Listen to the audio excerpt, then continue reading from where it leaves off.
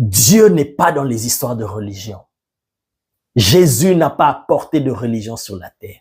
La religion, c'est l'effort de l'homme, la démarche de l'homme d'aller vers Dieu. Et ça, c'est peine perdue, c'est échec, comme on dit, un cuisant échec. Tu ne peux pas aller vers Dieu, arriver vers Dieu, impossible. Voilà pourquoi Dieu lui-même a pris l'initiative, à partir de lui-même, de venir sur la terre.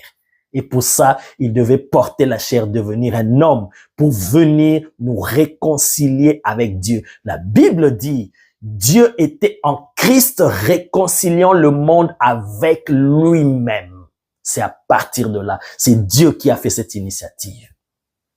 Et alors, nous n'appartenons pas à une religion quelconque parce que nous ne croyons pas qu'une religion sauve, mais nous appartenons à Dieu par Jésus-Christ. Nous croyons en Jésus-Christ. Nous adhérons à la foi chrétienne, qui est une histoire de vie, une histoire de relation vivante avec Dieu. Et quand nous maintenons cela, nous vivons dans cela, c'est ce qui va faire que nous ne puissions pas rater le salut, rater l'enlèvement et vivre l'éternité avec Dieu. Et ça, c'est offert à tous les hommes sans exception, peu importe ta race, peu importe ton origine, ta nation, ta religion. Jésus n'est pas dans ces histoires de religion. Voilà pourquoi même chez les musulmans, il se révèle. Chez les hindouistes, il se révèle.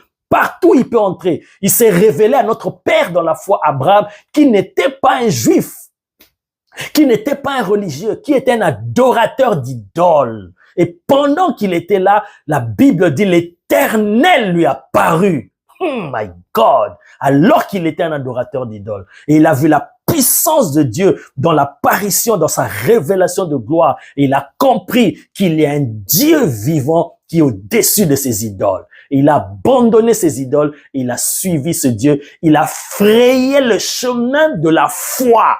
Voilà pourquoi il est appelé le Père de la foi. Et nous adhérons à cette foi qu'on appelle la foi chrétienne, comme nous avons lu dans ces deux textes des Actes des Apôtres. Ceux qui croyaient à l'époque de l'Église primitive, la Bible dit, ils entraient dans la foi. Ils adhéraient à la foi qu'on appelle la foi chrétienne, non pas à une religion. L'appartenance à une religion ne peut pas te sauver. C'est l'appartenance à Dieu par Jésus-Christ qui va te sauver et qui pourra te permettre de vivre dans l'éternité avec Dieu, dans la présence de Dieu, dans la gloire de Dieu. Aucune religion ne peut te sauver, aucune spiritualité, aucun leader religieux, aucune tendance religieuse, rien de tout ça ne peut sauver l'homme. C'est la foi en Jésus-Christ.